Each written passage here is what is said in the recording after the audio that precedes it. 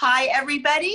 Welcome back to the show. You have reached Terry Brown at the Women of Wine Country, and I am fangirling out over here with my guest, Malorie Cooper. So, Malorie is an amazing person in so many ways. But first and foremost, she is a science fiction author, and that's how I discovered her.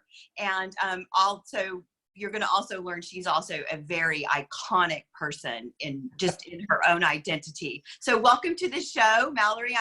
I'm hot flashing and having all kinds of fangirl moments over here. So please just ignore my stumbling nervousness. But you know, it's when you meet a superstar, it's what happens.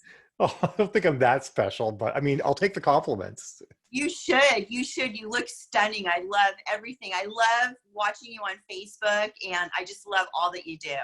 Thanks. Thank you. I think you're a wonderful example of somebody who is embracing life and living it to the fullest, and that's what we should all be doing. Yeah, it's an outflow of my transition. I decided if I can come out as being transgender, I could do anything, you know, like that's the hardest thing. And like, well, now I could just do whatever I want. So I do. I mean, there's more to it than that, but that's that's a simple pill you just gave us all, right? Yeah. No, I get it. And I think that, you know, you can go two ways when certain things happen in life. You can either embrace it and choose it to let it propel you forward, or you can, you know, go the other way, which hopefully a lot of us don't do. Yeah, it's true. I started writing because I became so ill that I had become bedridden. So that's why I started writing, and then got a little surgery, and now look at me. That's awesome. Yeah. That's so really, we all, cool. we all find our ways to propel ourselves, hopefully. Totally. Yep.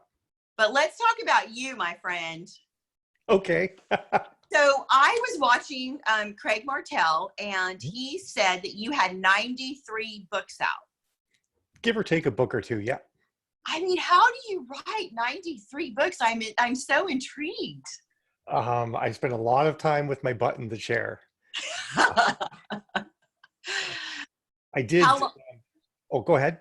How long have you been writing? So I put up my first book. Well, I mean, I've been writing since I was 10 years old, but I published my first book when I was in 2012. And my fourth book came out November of 2016. And so I wrote the other 90 or so in the last 3.5 years. So now we're talking science fiction, which are pretty lengthy books, right? What's your average word count? I would say average is like 75 to 80, give or take a bit.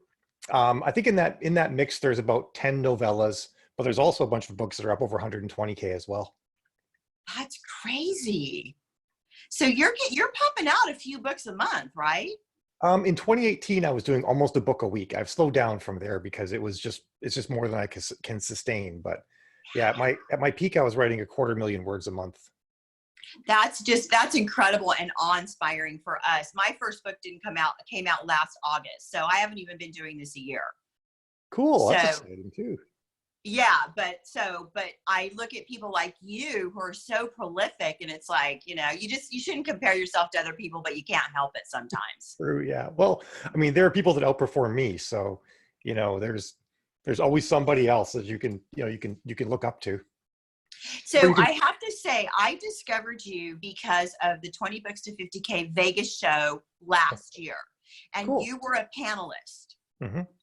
And you spoke about world building and getting other authors to write on your world.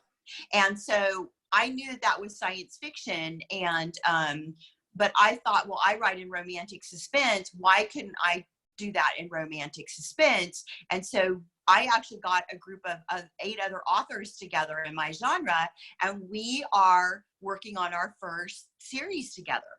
That's really cool. Well, you inspired us. I'm glad that I did. I think it's a fun way to flesh out a universe and expand a story beyond what one person can do with you know, because you can only imagine so much. So I think it's really cool that you're giving that a shot. Yeah, so I'll keep you posted on how that goes. But so far, it's been great. Mine is the first book, which is like scary. Yeah, sure. But luckily, all of us are around on the same level. We all just have just a few books out. I have 3 books out. Some of the other girls have, you know, 4 and 2. So we're all about equal. Cool. That should be fun then. Get a little bit of cross-pollination between all of you then too. Yeah, but you were so intriguing to me when I watched you on the panel, and then from then I just became a fan and started stalking you. So I'm sorry about that, but you have That's a fine. fan club, and I'm the leader. You might have to fight for that one. I've got some fans who are pretty rabid. Yeah, I know. I have to kill them. I'll have to like fight them off. That's okay. Yeah, I'm up don't for a kill good them. battle. What's that? I said, don't kill them. I still need them to buy books. I won't kill him. Okay. All right. It's a deal. Okay, so I did look you up and stalked you quite extensively. So your pen name for everybody who's watching and interested in reading your books is M.D. Cooper. Mm-hmm.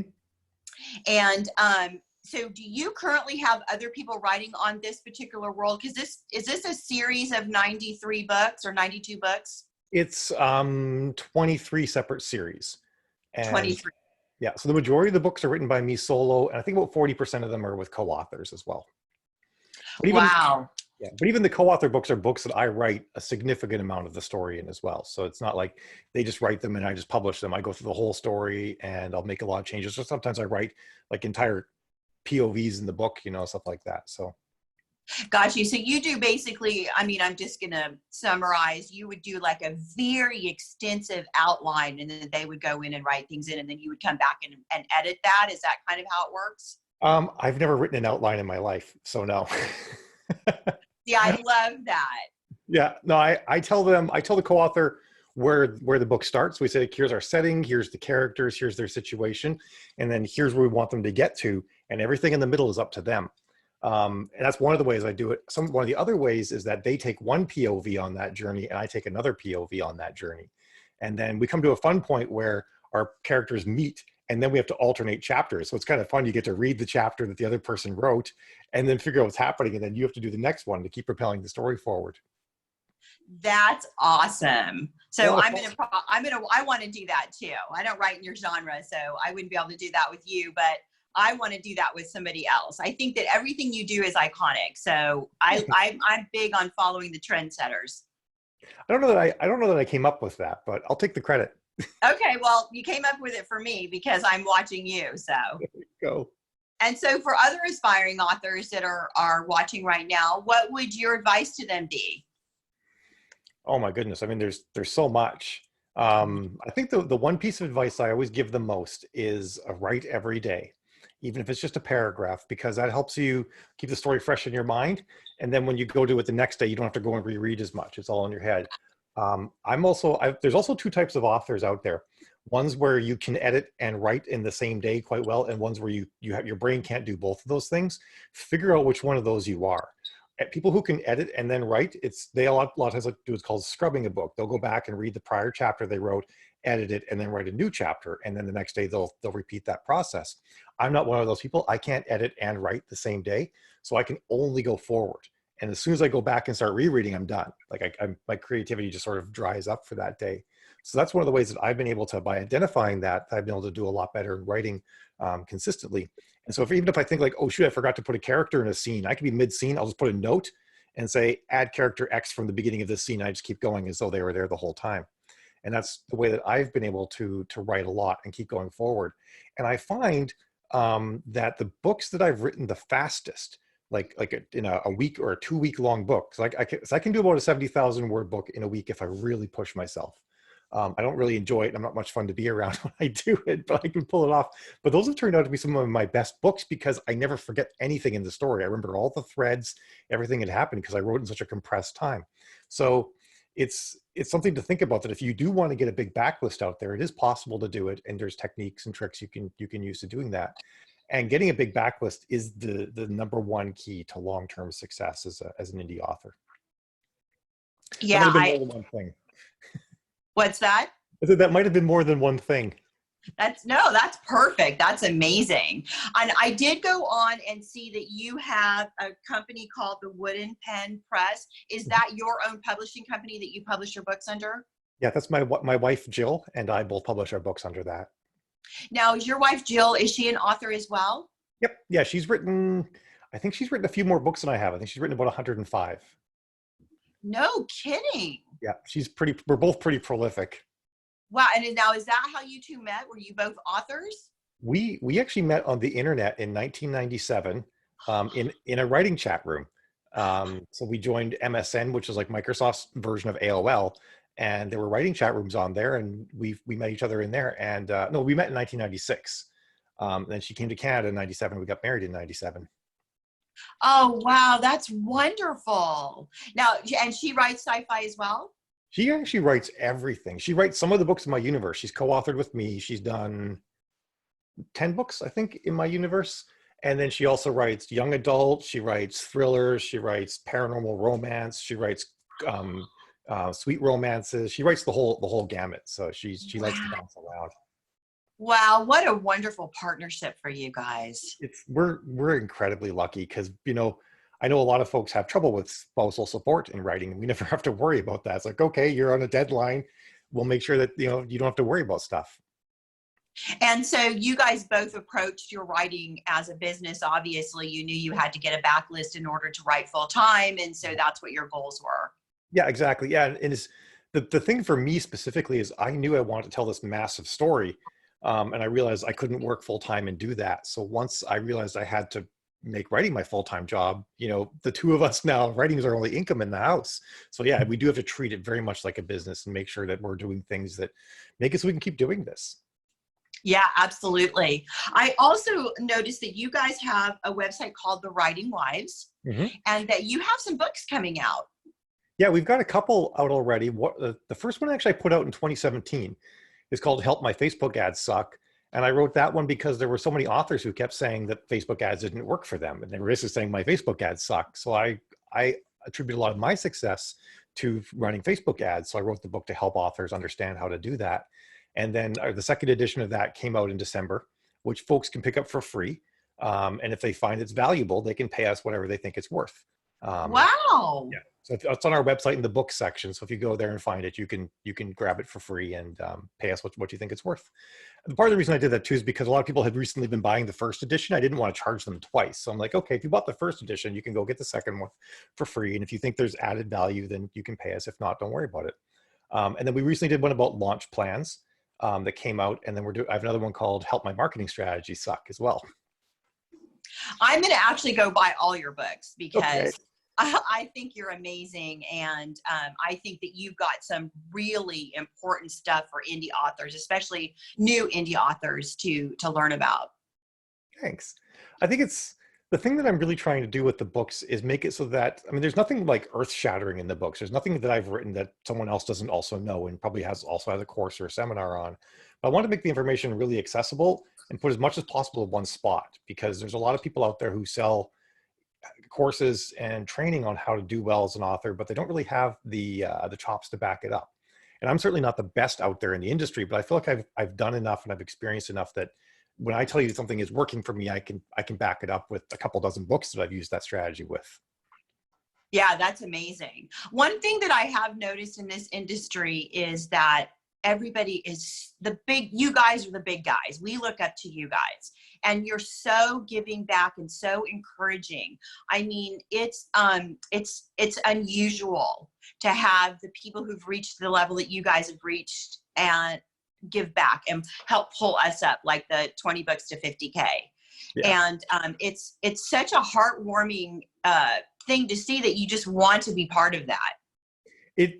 And even though a lot of the folks who were writing a lot back in like 2012 to 2016, a lot of them aren't around anymore. Some of them retired. Some of them just decided they told all their stories, but they did the same thing. So a lot of us are paying it forward. A lot of people helped pull us up, and so we're paying it forward for the next generation of authors. That's amazing. Well, I'm as one of the people who's just started out and really looked to all of you guys for help and support. It's been a wonderful thing to see, to be so welcoming. Thanks. Yeah. So I want to talk a little bit too about your new thing that you're doing, which is your cover model. Oh yeah. Because that's fun and that's amazing.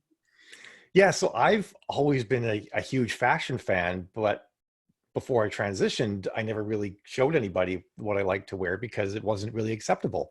And I'm probably not really I'm not mainstream anyway, but I feel more comfortable with myself now than I ever did before. And so I've sort of just taken to showing people all my outfits and modeling them and taking daily pictures. And people were saying online, especially as the lockdowns all started, that it was just really nice to see something in their Facebook feed that wasn't doom and gloom and stuff like that. And it was just someone enjoying life and whatnot. So I sort of took on to doing a photo shoot every single day. And I think I've done it now for 65 days in a row, missing like maybe 4, I think, in that stretch where I didn't do on daily pictures in some sort of costume. And a lot of people started saying that they would love to use me on their book covers for their books. And I have actually already, I did it. So I did just one quick shoot for an author. It was actually wearing a black cat suit with like a gas mask and everything. Cause it was like, I was like, that was where I started this persona of like the doomsday doll for the apocalypse. And so she wanted to use that for her book covers. So she's actually going to have that on her book covers. And I might even wear that to do some pictures with her at Vegas this year. So, Oh, so that should be fun. And then a couple other authors were telling me they would love to use me on books, or they thought I should be on book covers. And I'm the sort of person, if I have something I want to do and it seems like a good idea, I just go and do it. I don't dither about it. I don't, and I've luckily I do sort of like chase shiny objects, but I've gotten pretty good at identifying things that'll be long-term versus short-term. And since I've loved fashion and dressing up my entire life, I figured this one's probably going to stick around. So yeah, so it's sort of taken off, and I've got 2 shoots that I'm going to be doing in May for other authors, actually. Well, one of them might be in June because we're waiting some costume pieces to get done. But yeah, so it's pretty exciting that's going on. I'm like, I'm living the dream, quite honestly. Like I'm a full-time author. I got to transition, and my life got way better by doing that. And I'm get to be a fashion model, which has always been a dream of mine too. I'm just tickled pink all the time.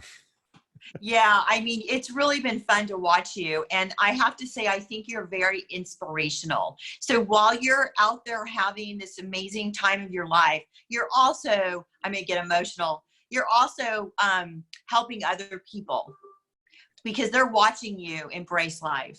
And it's so important, especially right now. A lot of us are having, issues being stuck at home. I mean, Yeah. when the introverts are even having issues being stuck at home. Yeah, I'm that rare thing. I'm an extrovert writer, so I'm kind of a bizarre creature. But although I used to be super introverted, to be honest, I used to be the kind of person that would be at home reading books. My friends had to come and drag me out of the house. So I've kind of flipped in that way. But I still do like time alone. But I'm going kind of crazy too. Like I need to get out into the world again. Well, I think social media also gives introverts a little bit of a different way to be out in the world and control how they're out in the world. That's true. Yeah, that's very true. They can limit their exposure and take breaks when they need to and stuff like that, for sure. Yeah, I mean, it does open us up to, things that we don't necessarily want to hear from people who aren't very nice, but we can delete those people. Exactly. Yeah. Yeah. You can So, filter them out. yeah, exactly. So I think that it's, so, everything has a double-edged sword. It's just how you use it, right? Mhm. Absolutely. Yeah. So tell us about your new release that's coming out. So the next book I have coming out is called Return to Soul. It's the 12th book in a series I have called the Orion War. And that actually, the first book in that series is the first book I ever wrote, but it wasn't the first book I published. But it's as a result, this series is near and dear to my heart, and it's sort of become my flagship series that I get the most reads from, and my readers rave about the most. It follows a woman named Tanis Richards, who was when we first met her, she was a 70-year-old major in the military, but where she lives, people live hundreds of years in the far future. So she was basically still really young. But I started writing her and I thought, what would it be like for a woman to grow up at a point in time when there's no gender inequality at all? Where, hearing that women had unequal pay was something that happened in ancient days kind of thing, and I thought a lot about like what women go through now, how it shapes them, and how they would be if they didn't have to have those socializations that they have now. And then I crafted that character, and she really took off really well. And I got a lot of women writing me as well, thanking me for writing a strong female character in the military that was like Tanis. And it was funny, like I had, even though I'm transgender, I grew up socialized male, so I really didn't understand what life is like for women. I think I had a better understanding than a lot of people do, but still, there's nothing like experiencing something. So I wrote her kind of just like I had never thought of looking to a person of another gender for advice because I felt that my gender wasn't important, or people just generally didn't listen to me, which is something I've discovered now. People sometimes just don't listen to me because I'm female or because I'm trans. It could be both. And so I wrote her as a person who just never looks to a man for confirmation, or is never rescued by a man or anything like that. And that ended up being something that really resonated with a lot of readers, male and female, to have a strong female character, and not like a strong, like pew pew powerful female character, but strong in herself, that she's, you know, she's self-confident, she makes decisions, she doesn't dither, she believes in herself. That's a really big important part of her, that she really strongly believes in herself. And even though she has a lot of things to overcome, she never looks back and says, I'm a failure because of these things I did wrong. It's more like she just looks at them and says, these are lessons I've learned, and now I can move forward. And so yeah, so as a result, she's become the character that my readers love the most. Well, there's her and another character named Rika. They're both they sort of duke it out for the favorite characters. So yeah, so this is the 12th book in that series, and actually I've been writing it, and my goal was to make it about 120,000 words, but I'm 40,000 words in. I'm not done the first act yet, and so I'm like, shoot, this thing could be 200,000 words long. But I've already pushed my Amazon to pre-order out twice, and it's got to come out of May 21st. I'm like, I can't. This story is too important to rush, so I can't write that much. So I in that amount of time. So I pulled my fans last night. I'm like, okay, would you guys like me just to trim it down and keep it at 120,000, or should I break this thing into a two-parter and release 2 books? And as of this morning, the poll I put up was 97-0 to do a 2-parter. So I'm going to get 2 books now out of instead of just 1, which is kind of funny because this will be a 13-book series, but you know, that'll be all right. That's okay. 13 is a good lucky number for a lot of us. I think so. Yeah. So it was kind of funny. This was going to be like the book that ends this series. And as it turns out, like, nope, it's not, which is kind of nice because I was feeling a lot of pressure to try and wrap up so many things in just 1 book. But yeah, and it's neat. I like that you are also, you know, writing strong female leads. That's really good. And so how it ends up bringing up an interesting question. So you went from being a white male in America, right, into being a trans female. And I'm sure that was a big culture shock for you. Yeah, it's something. So yeah, not only was I a white male, I was blonde hair, blue eyed, you know, 6 foot tall white male in America.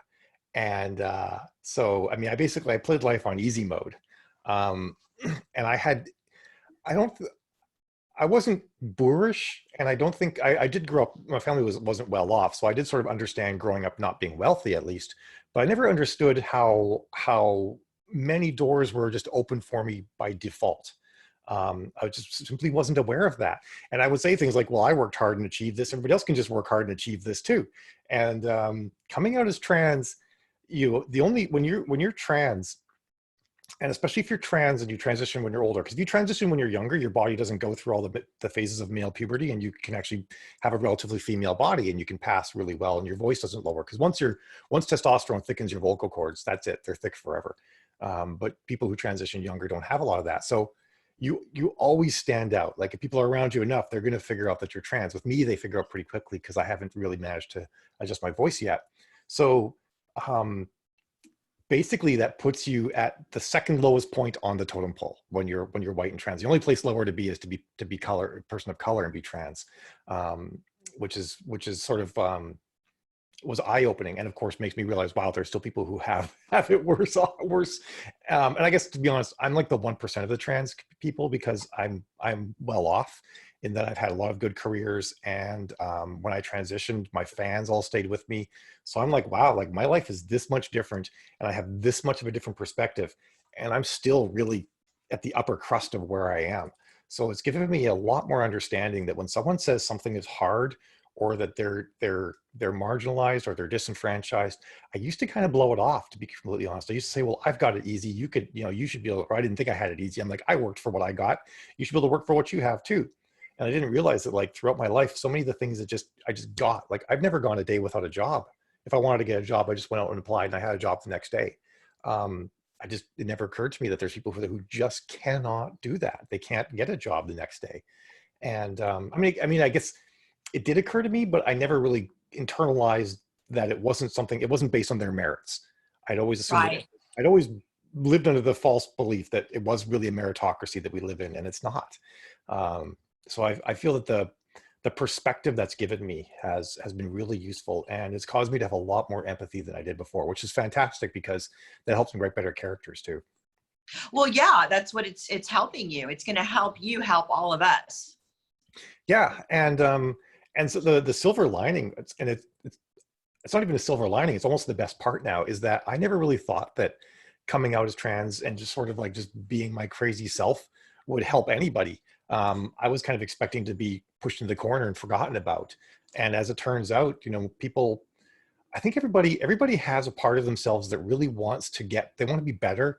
They want to do things that they're scared to do.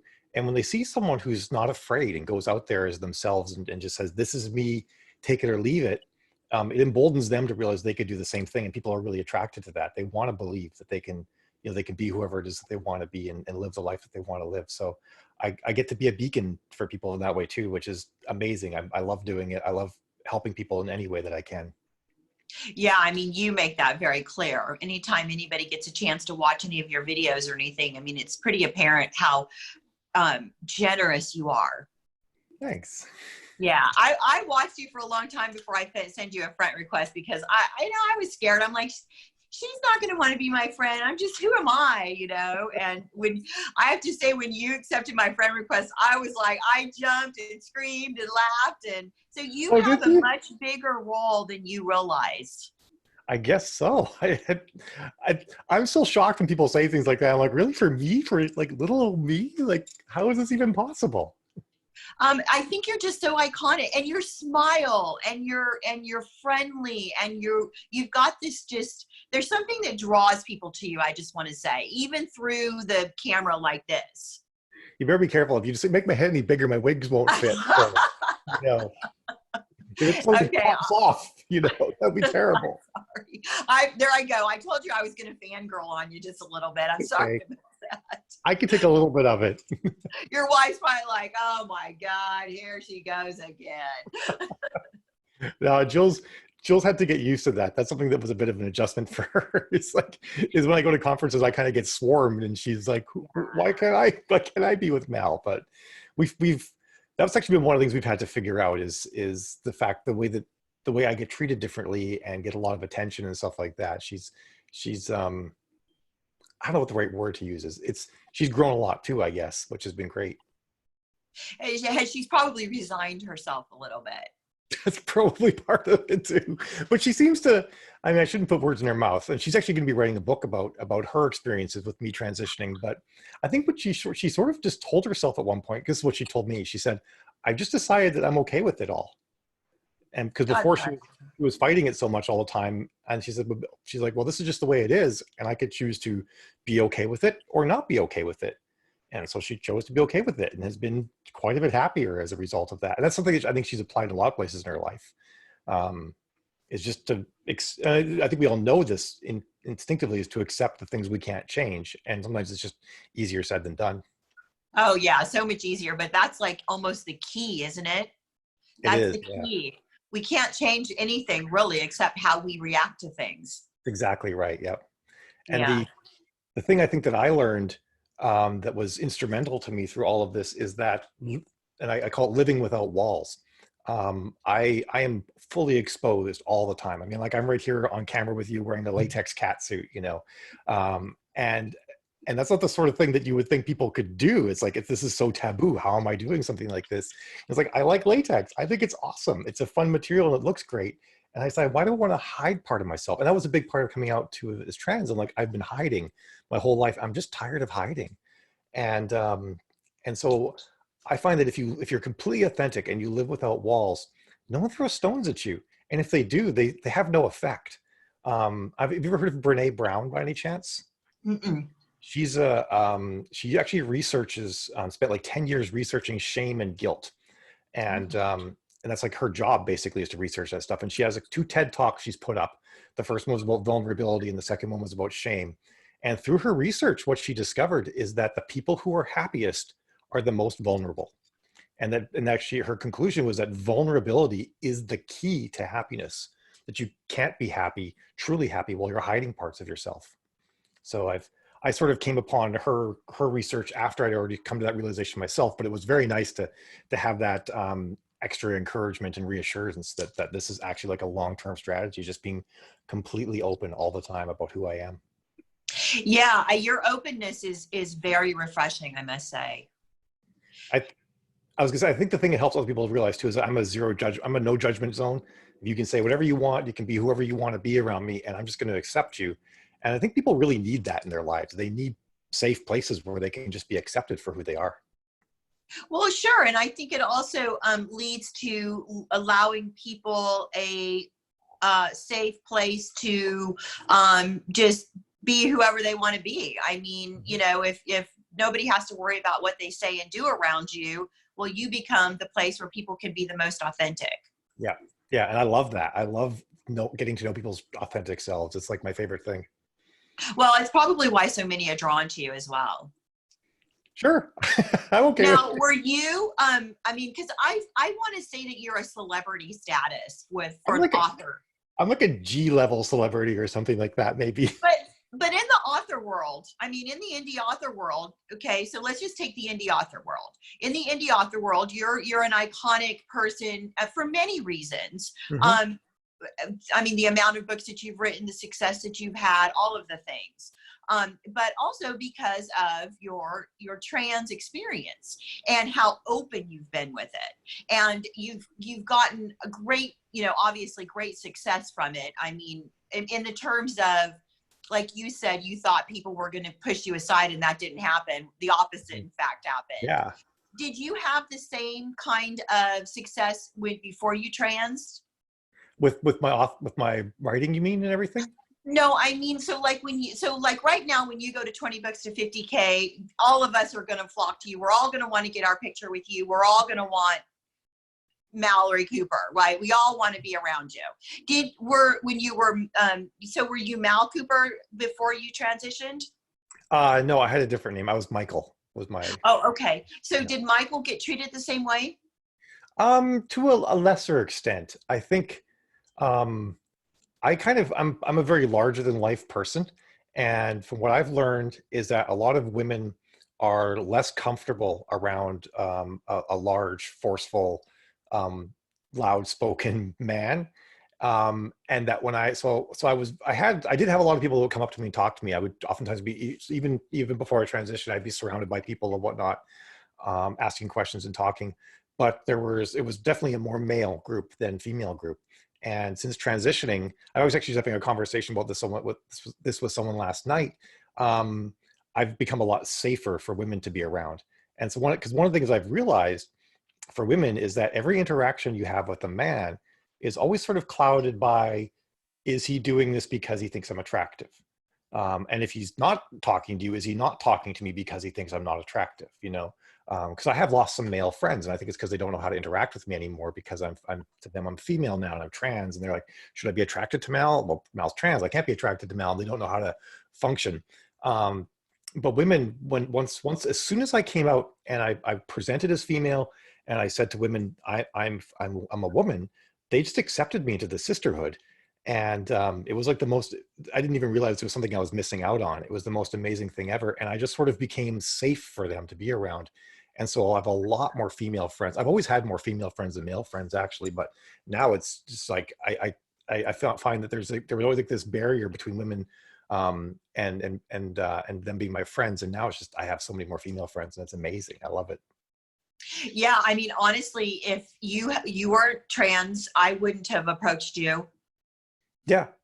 Yeah, so I think it's probably opened up an even bigger fan base for you. Oh, absolutely. I think so. Yeah. I mean, it has pushed some people away, because there are folks who are on the far conservative side of things, and actually on the very far left side of things as well, that don't accept trans people. So I've lost some people in my life from that respect, but it's been on the whole a vast. I've gained so many more friends and people like that are interested in hearing what I have to say, and I have more interesting things to say too, which probably helps. Well, exactly. And well, I just want to say, I hope the people that you lost weren't important in your life. And I'm sorry for that. I'm sorry. Very sorry for that. It's, Yeah. you can't make any major change in your life without someone feeling threatened by it, to be honest. There are people who, for in their lives, everything has to fit in these neat little boxes, and if it doesn't, it threatens them. And if you step outside the box and you do well, they're even more threatened because they're like, well, I thought everybody who steps outside the box was going to fail. And as it turns out, stepping outside has been fantastic. So it makes it very difficult for them to relate, because in many respects they'd have to tear down their worldview to accept people like me, and they're just not willing to do that. Yeah, I think those people are people that need to be validated. I have to say I had the same experience in just publishing my first book and then having some, small local success with it. I had the same experience. I can't imagine, the experience that you've had, because yours is much more, visual and yeah. Yeah, it's hard to hide what I am now, isn't it? Well, and you shouldn't. You're amazing. No. I always joke, like, I lost like 30 years of being like a hot young thing, so I'm gonna like put it all out there now. There you go. So did you know, I mean, I didn't bring you on to talk about your trans, and I didn't know how comfortable you were going to be talking about it, but I'm really glad to discuss it with you. Yeah. And if at any point you want to segue into something else, I'm happy to do that. I'm fine with where we're going. Okay, good. When did you learn or realize inside yourself that there was somebody else living inside Michael? Well, it's kind of tricky because I grew up evangelical Christian, so I didn't have a vocabulary to understand what trans was, and actually, in sort of a funny respect, there was a thing I remember vaguely, and I don't know how old I was. I was probably in my mid-teens, maybe, where like Maury Povich had a show, and they brought a bunch of women on, and they're like, which ones are men and which ones are women, which looking back was actually a horribly offensive thing to do, because you're basically parading all these people out, men and women and trans women, and asking them to be judged and rated, which is kind of awful. But anyway, it sort of cemented in my mind. Like, I was like, wow, these trans women look amazing. And on top of that, I was like, okay, and I can't be that because I don't look like them. So it was kind of like a good and a bad thing. That was my first exposure to this sort of thing really existing. But ever since I was like 7, 8, 9 years old, I've realized that I wanted to be a girl. I just sort of thought it was like an impossible fantasy, rather than something that could ever be true. And because the church, not all churches, but many churches teach that being transgender is a sin, I sort of thought of it as like my sinful nature, that there was something wrong with me, that I wanted to be like this. And so I had to take a long time to deconstruct all of that, to realize that that no, it's not sinful for me to be what I am. If I was to follow the religion, because interestingly, the New Testament, for example, says nothing at all about being transgender. So there's actually nothing biblical against being transgender. And also on top of that, that the science has improved drastically to the point where we're like, there's everything we thought that your DNA and chromosomes did, we didn't really have it right. That even the whole system where they talk about traits, like we were talking about traits in school and how you have dominant traits and recessive traits, turns out that's all like bunk, effectively. It's a far more complex system than that. And the more we learn, the more we realize that there's actually not really true, like there's no like switch. There's no like, these people all fit perfectly into the male column and these people all fit perfectly into the female column. There's actually a spectrum between male and female, and it comes into play in a lot of ways. But really what determines whether or not you are a certain way or not is whether or not you have testicles or ovaries, quite honestly. And you can get, there are men out there who have XX chromosomes, and there are women out there who have XY chromosomes. It's not as cut and dried as people think it is. So that really helped me a lot, because once I learned that, I realized, oh, there's like, it's not just me feeling a way, there's like an external objective source of information that also is validating how I felt. And that was a really important thing for me to finally accept the fact that I am trans, and that this isn't just me being a deviant, or that there's something wrong with me or something like that, that this is like a legitimate thing that happens and can be scientifically proven even to be a situation that can happen to people. Well, and look how so much happier you are. So at 8 or 9, that's a long life to live. Yeah, it's when I wrote a book about coming out, my process and everything like that, and I did a lot of thinking about it, and I realized that actually I didn't even realize this till after I'd written the book, but I went to bed every single night from probably age 10 on up dreaming that I was a girl. That's how I fell asleep every single night. And I probably spent like 2 to 3 hours a day, every single day, sort of trying to figure out how to be my real self without letting anyone know what my real self was. So it consumes an enormous amount of headspace. Yeah, no kidding. So you've written a book then about your experience, Mhm. and hopefully then young people that are, you know, going through having the same thoughts you had will have access to those, you know, that book and other, you know, it's a lot of times gone by. We've learned a lot more than we knew back then, right? Yeah, absolutely. And the other thing I really hope too is I hope that parents of trans kids, because I know parents worry a lot about their kids' futures. You know, what's going to happen to my kid if they're trans? Will people hate them and stuff like that? And I want to show, and that's actually one of the reasons a lot of trans people, they go what's called stealth, where they learn really well how to moderate their voice and they blend in. There are a lot more trans people around than anybody's aware. It's actually about 1 in 200 people are trans, male to female or female to male. So you likely, everybody has know people who are trans, you just don't know it. Um, and I wasn't able to do that because I'm like I said, I'm a G class celebrity or level G celebrity. So when I came out, I had to let people know, but I realized that I could be an example for people and for parents and whatnot to say, like, look, your kid's life isn't over if they're trans. You know, you can have a great life and you can achieve everything you want. And look, people aren't mean to me, which I think is a really important thing for people to see. That when I post and I show up online or I go to conventions and whatnot, for people to see that I'm accepted. I think that speaks a lot of volumes for folks who might have trans or even anywhere in the LGBT spectrum, kids or whatnot, that they can think, okay, the future is actually bright for my kids, and there's nothing that really is holding them back. So Yeah, absolutely. I think it's great. Do you work with other like trans youth to help them in your area or I haven't really gotten into it too much yet because I want to sort of get myself stable first, because it's actually I'm not even out 1 year yet. I did Oh, Yeah, it was May 31st was when I came out publicly to everybody. At this point last year, I knew for sure that I was trans, but I had sort of made the decision that I am going to transition, but I hadn't come out to everybody yet. oh, So, so it's just been not even a year. May no, 31st will be your anniversary. yeah, be my Well, transiversary. that is impressive, my friend. So I've wanted to sort of, make sure that I'm stable and that I have enough. I want to be able, if I give someone advice, I want it to be good advice. So that's why I haven't gotten it too much. But I actually do plan on working with a group called Transline. They're a trans hotline for people. I want to actually spend time on the phone and helping and giving that way. So that's my plan right now. And probably actually I was going to get involved in some local stuff, but there's nothing local going on right now too. So that's sort of slowed down all of that. Yeah, well, I'm sure when you are ready that you're going to be just as amazing as you are in every other area of your life. Thanks. Yeah, I think the community probably needs you too, just like the writing community needed you. So, okay, well, we're coming up on our time here, and I just want to again say thank you so very much. It is amazing having you on the show. And also, if people are interested in your books, tell us where they can find them.